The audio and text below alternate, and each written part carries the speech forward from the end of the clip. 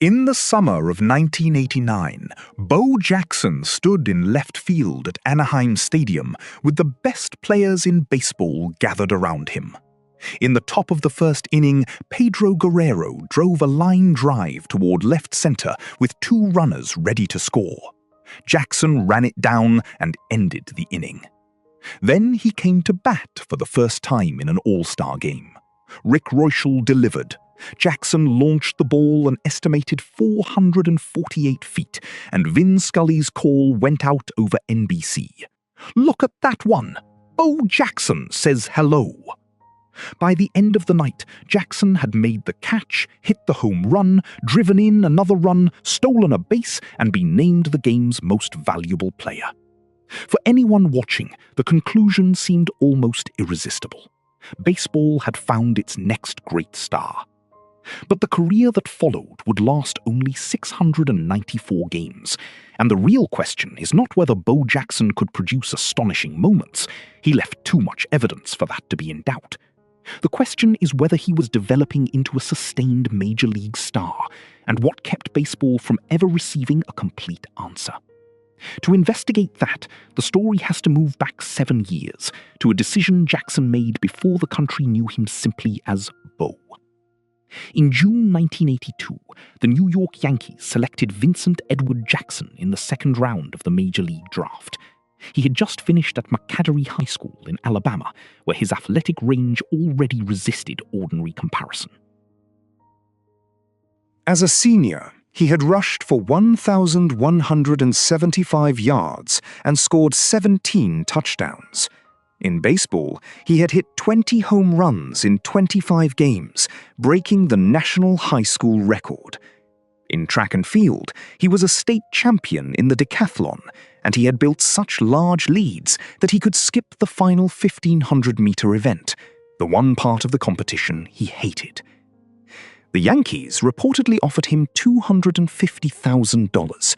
That was a direct route into professional baseball, and it would have allowed Jackson to concentrate on the sport that eventually became his longest professional career. He turned it down. Jackson had promised his mother that he would become the first person in their family to attend a major college. He was the 8th of 10 children, raised in Bessemer, Alabama.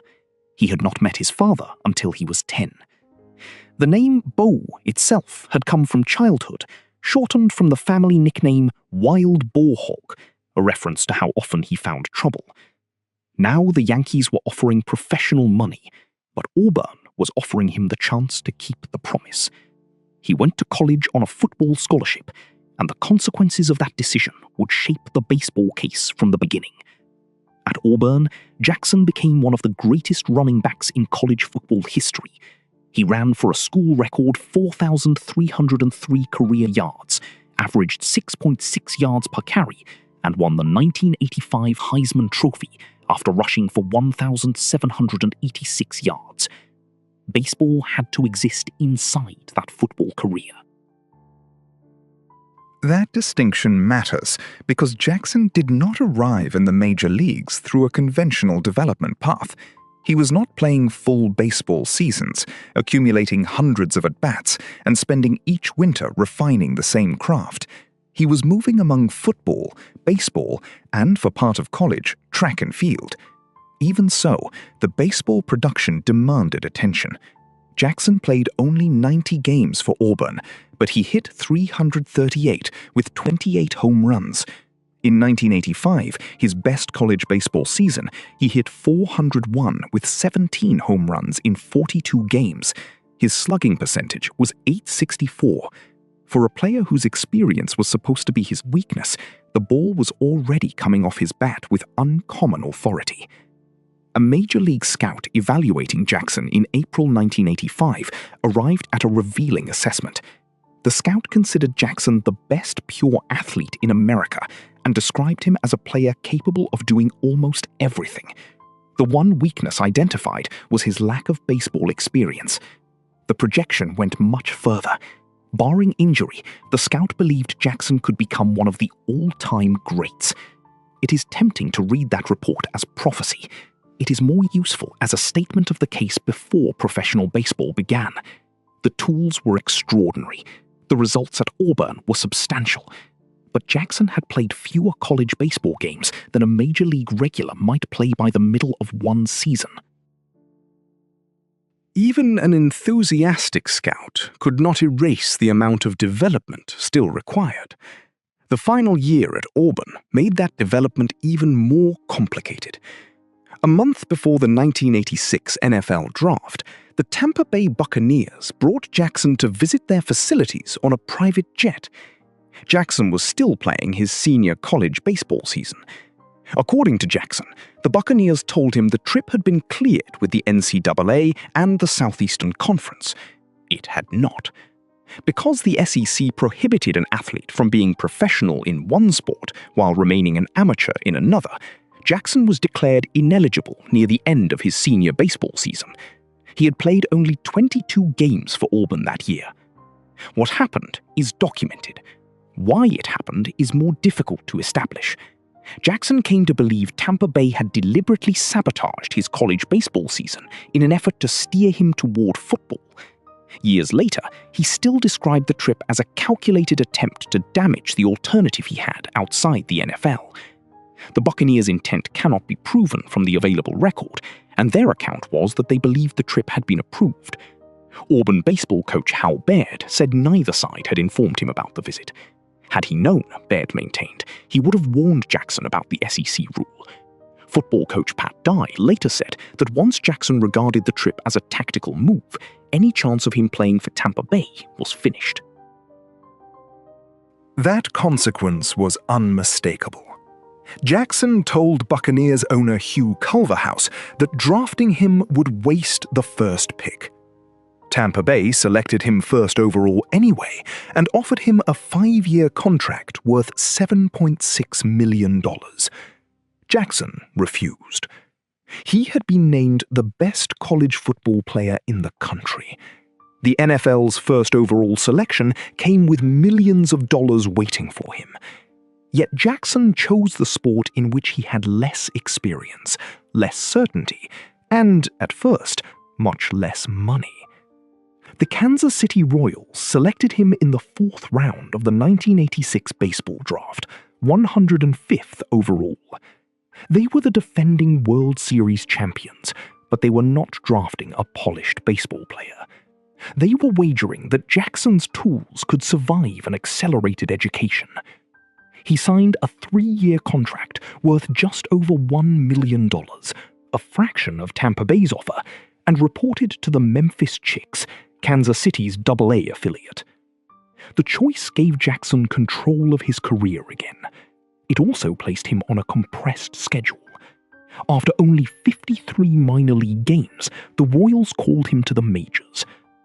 On September 2nd, 1986, Jackson stepped into Royals Stadium to face the Chicago White Sox.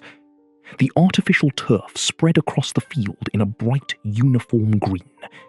Beyond the outfield wall, the stadium's fountains marked the place unmistakably as Kansas City. Jackson was 23 years old, wearing a major league uniform only months after the dispute that had ended his last college season. There was no long apprenticeship to hide behind now.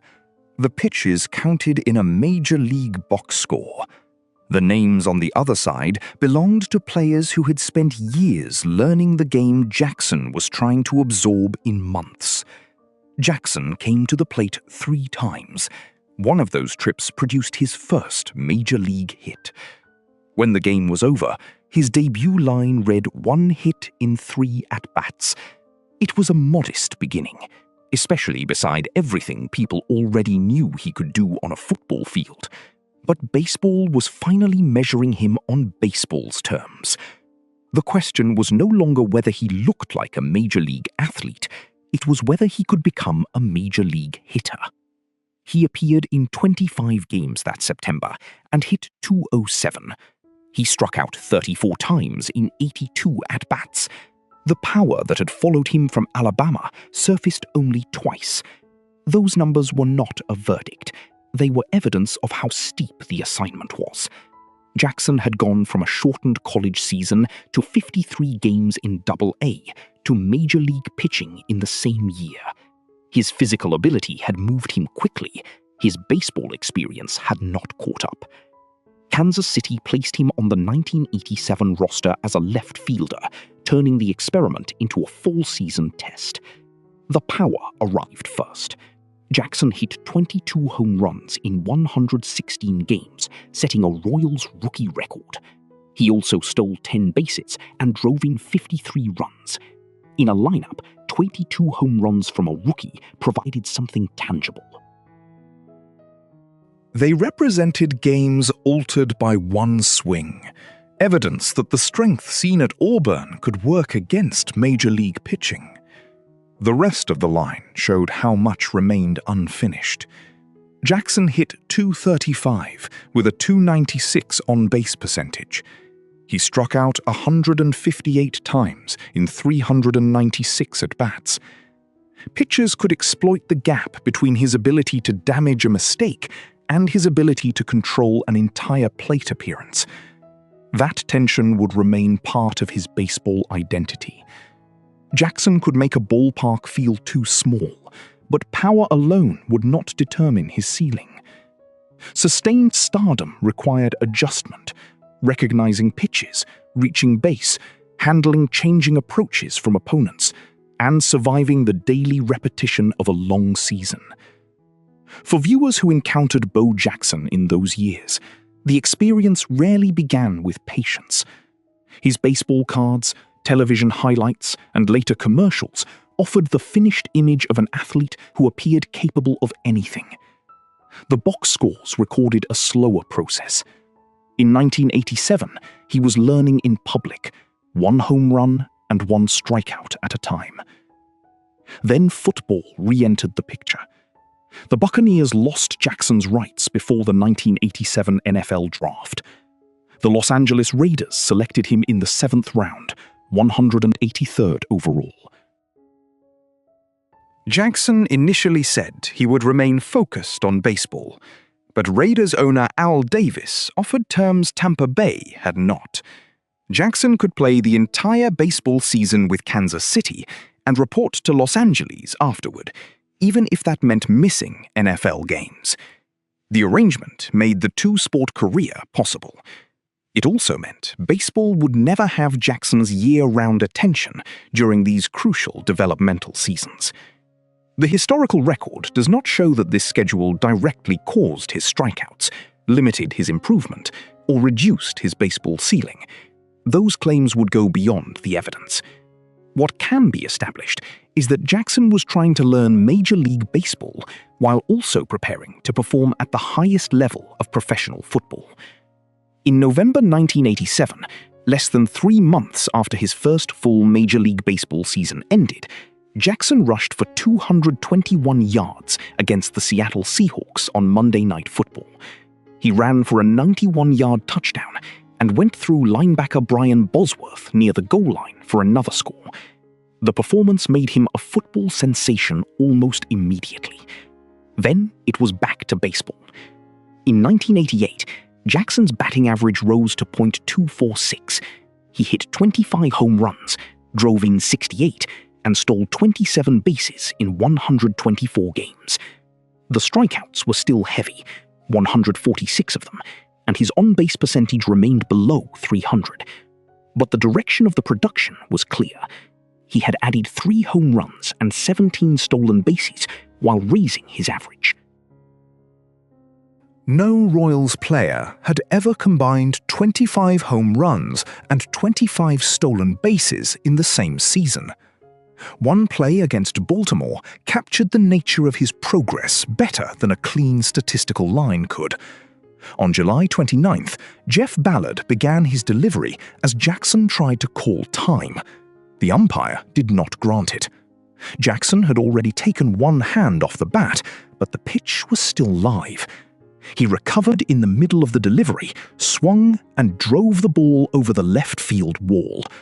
It was an extraordinary correction, the kind of moment that strengthened every story being told about his athletic ability. Yet the larger importance of 1988 came from repetition rather than spectacle. Across 124 games, Jackson had produced enough power and speed to enter one of baseball's most demanding statistical clubs. After 2 full seasons, Kansas City had evidence of a real major league player. His weaknesses were visible. So was his growth. The raw athlete who had needed only 53 games in Double-A now had consecutive 20 home run seasons and the first 25-25 year in franchise history. The question had changed. Jackson no longer needed to prove that he belonged in Major League Baseball. What remained was whether he could turn volatile talent into sustained star production. In 1989, he would begin to answer that question on the largest stage baseball could give him. In July 1989, the All-Star Game came to Anaheim Stadium, where the outfield walls sat beneath the open Southern California night, and the game's biggest names filled both dugouts. Jackson had been voted into the American League's starting lineup. He was no longer just a Royals curiosity or a remarkable athlete trying baseball. He was starting in left field for the American League. The first inning gave him 2 chances to show what that meant. With 2 outs in the top half, Pedro Guerrero sent a line drive into left center. Runners were positioned to score if the ball fell. Jackson got there and caught it, saving 2 runs before the American League had taken a turn at bat. Then he led off the bottom of the inning against San Francisco's Rick Reuschel. Reuschel's pitch left the bat and traveled an estimated 448 feet. The crowd rose as the ball carried deep into the night. On NBC, Vin Scully reacted in real time. "Look at that one! Bo Jackson says hello!" Wade Boggs followed with another home run, but Jackson's night was only beginning. In the second inning, he beat the throw on a possible double play to drive in what became the winning run. Then he stole second base. When the game was over, Jackson had gone 2 for 4 with a home run, 2 RBI, a run scored, a stolen base, and an All-Star Game MVP award. He became only the 2nd player in All-Star history after Willie Mays to hit a home run and steal a base in the same game. For a viewer watching baseball that summer, this was the full Bo Jackson experience in one nationally televised inning after another. The closing speed in the outfield, the power at the plate, the speed on the bases, the scale of the moment. The advertising campaign that would soon make Bo Knows a national phrase did not create that performance. It arrived because Jackson was already doing things on athletic fields that television could not stop replaying. The All-Star Game was not an isolated exhibition burst. It came in the middle of the best baseball season of his life. In 135 games for Kansas City, Jackson hit .256 with 32 home runs, 105 RBI, and 26 stolen bases. He finished 4th in the American League in both home runs and RBI. He struck out 172 times, a total that underscored the unfinished part of his game, but the overall production was unmistakable. 32 home runs and 105 RBI put a player in the middle of an offense every day. The 26 stolen bases meant pitchers and catchers still had to account for him after he reached base. He had not become a complete hitter in the conventional sense. His on-base percentage was .310. His batting average was solid rather than elite. The strikeouts remained high. Yet by 1989, the question was no longer whether Jackson's athletic gifts could survive in Major League Baseball. They had produced an all-star season. And then in 1990, he followed it with another year that made the case harder to dismiss. Jackson hit .272, the best average of his Major League career. He hit 28 home runs in 111 games and posted a .523 slugging percentage. That number matters because it captures the damage beyond a single home run total. When Jackson made contact, he was producing extra bases at a rate that placed him among the American League's more dangerous power hitters. During that season, he hit home runs in 4 consecutive at-bats, tying a major league record held by several players. The 4th came against Randy Johnson. For a hitter, 4 straight home runs across consecutive plate appearances are not simply a hot streak that fills a box score. They are the kind of sequence that changes the way an opponent approaches every pitch. By the 4th at-bat, everyone in the park knows what has happened before. The pitcher knows, the catcher knows, the hitter knows, and the game still has to continue. Jackson had now completed 4 consecutive 20-home-run seasons.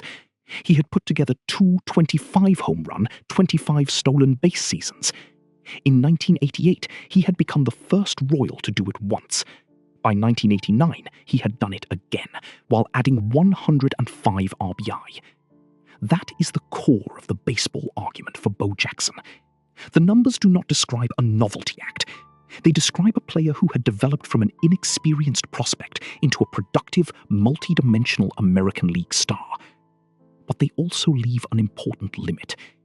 Jackson's 2 best baseball years came while he was still playing professional football. In 1989, he rushed for 950 yards for the Los Angeles Raiders in only 11 games. In 1990, he rushed for 698 yards in 10 games and made the Pro Bowl. The 2-sport arrangement was extraordinary. It allowed him to spend baseball season with Kansas City and report to the Raiders after the Royals were finished. It also divided a career that, for most players, consumes every month of the year. The available record does not prove that football limited his baseball development. It does not prove that a baseball-only Jackson would have made more contact, cut down his strikeouts, or produced an even higher peak. Those projections belong to an alternate career that never took place. What the record does show is a player still ascending as a baseball force, while also taking carries against NFL defenses every fall. That arrangement would not survive the winter of 1991. On January 13, the Raiders played the Cincinnati Bengals in a playoff game at Riverfront Stadium. The cold season light came down over the artificial turf and the enclosed concrete geometry of the stadium. This was football in January, the field hard beneath the feet, the noise held inside the old bowl, every yard carrying postseason consequence. Jackson broke loose for 34 yards. At the end of the run, he was tackled and dislocated his left hip. The play did not announce immediately what it would become. Football players are brought down on ordinary-looking tackles every week, but Jackson's injury was not ordinary. In the film You Don't Know Bo, he said that he realized what had happened on the field and popped his hip back into place. Doctors did not find proof that he had done that. What they did find was severe damage, a fracture in one of the hip bones, traumatic chondrolysis, meaning the loss of cartilage in the ball and socket joint, and avascular necrosis, the death of bone tissue in the femoral head after its blood supply was compromised. The immediate aftermath reached far beyond one football game. Jackson's NFL career was over. The player who had rushed for 2,782 yards in 38 games with a 5.4-yard average per carry would not return to football. And the injury did not remain in a separate compartment from baseball. It changed the entire conditions of his baseball future. Kansas City released Jackson in March 1991.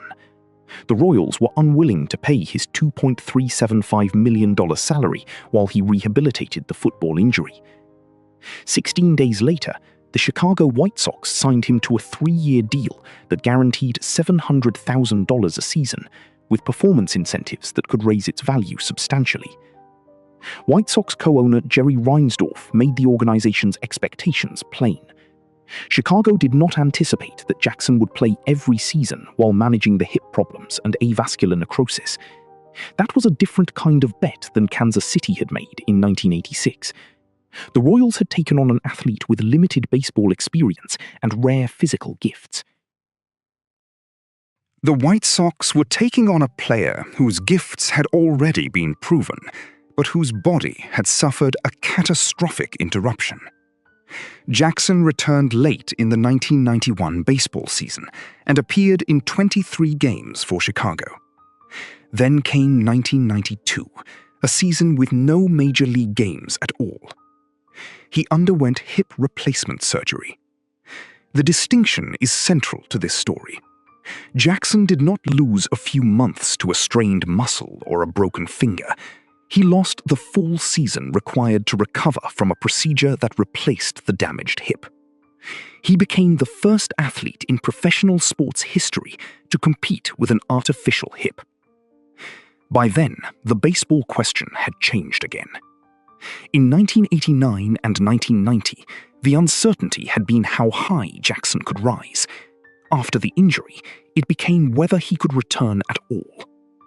The difference between those questions is the difference between development and survival. The answer began in Chicago in 1993. Before returning from surgery, Jackson had promised his mother that he would hit a home run for her. But before he could come back, she died. Then came his first major league at-bat after hip replacement. The crowd at Comiskey Park watched a player who had spent all of 1992 away from baseball, returning with an artificial hip after an injury that had ended an entire football career. The familiar White Sox uniform was back. The bat was back in his hands, but the physical foundation of his career had changed completely. Jackson hit a home run to right field. The ball carried out, and the moment had its own immediate meaning before any later analysis could reach it. He had returned to a major league field. He had fulfilled the promise he had made, and the person he had made it to was no longer alive to see it. Jackson recovered the baseball by trading an autographed bat for it. He said he planned to have the ball bronzed and put on his mother's dresser. For fans who remembered the Bo Jackson of the late 1980s, this was a different kind of image from the All-Star Game in Anaheim. There was no need to prove that he could outrun a throw or drive a ball 448 feet. The accomplishment was standing in a batter's box again after a hip replacement, then sending the first ball he put in play after surgery over the right field wall. That home run did not restore the old career in a single swing. It did establish that the comeback was real. Jackson played 85 games for the White Sox in 1993. He hit .232 with 16 home runs and 45 RBI.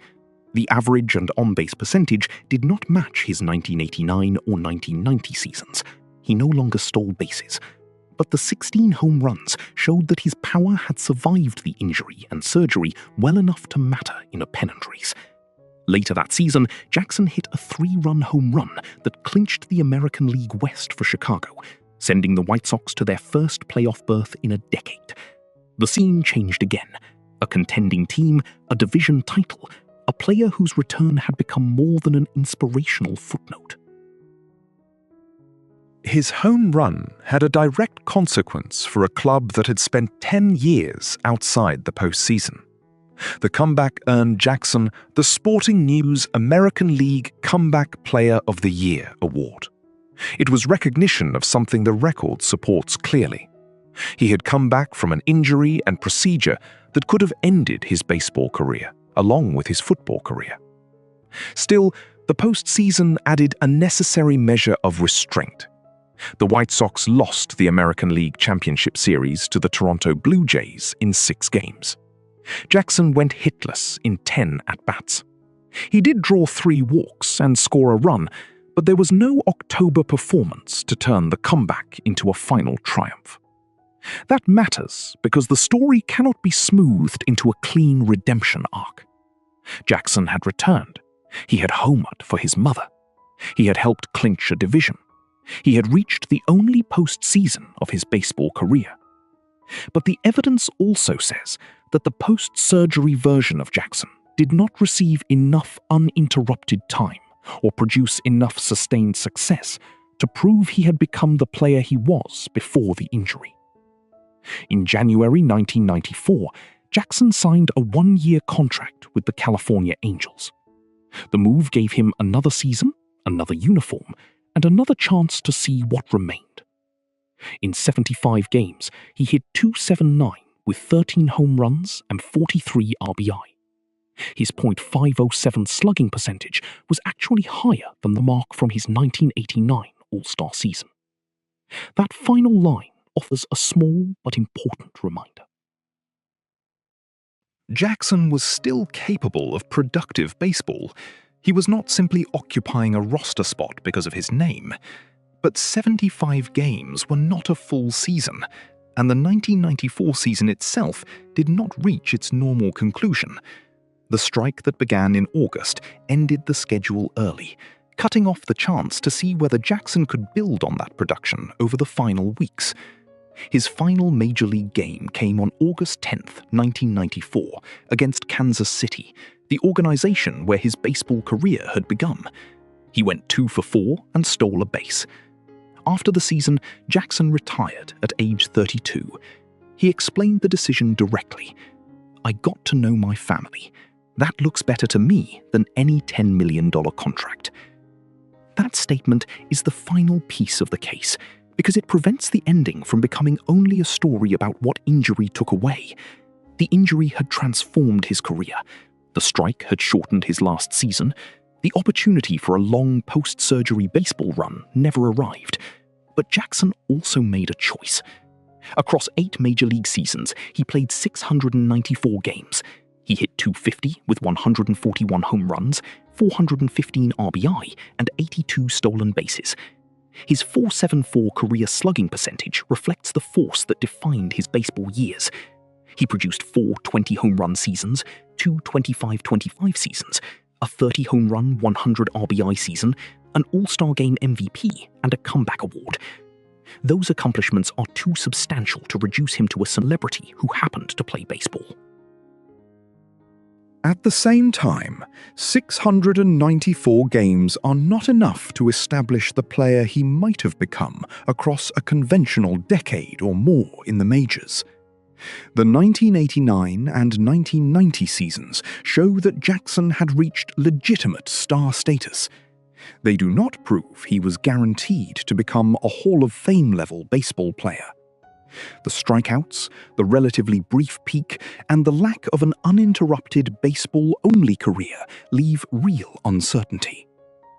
The clearest cause of the unfinished record is the 1991 hip injury.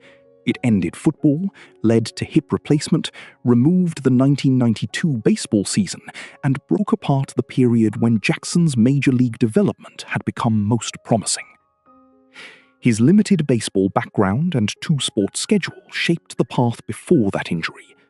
They help explain why his career was unusual and why his development remained incomplete even during his best years. But the source does not allow a stronger claim. We cannot know whether baseball alone would have refined his weaknesses, extended his peak, or carried him into another category of player. What the historical record does allow is something more precise. Bo Jackson was a real major league star before the injury, not merely an athletic spectacle passing through the game. He came to baseball with less experience than his talent demanded, learned in public, grew into a player who could hit 32 home runs, drive in 105, steal 26 bases, and take over an All-Star game. Then one football play changed the terms of everything. His return from hip replacement was not proof that nothing had been lost. It was proof of what remained: the power, the ability to contribute, and the determination to step back into the game after his body had been remade. The baseball career ended with a family decision, not with a final dramatic collapse. And that may be the most honest way to understand Bo Jackson. The legend is built from impossible highlights, from the home run in Anaheim, the 4 straight homers, the speed that made both sports seem too small for him. The career itself was more human than the legend. It was brilliant, interrupted, rebuilt, and left unfinished, not because the talent was imaginary, but because the years needed to measure it were taken away.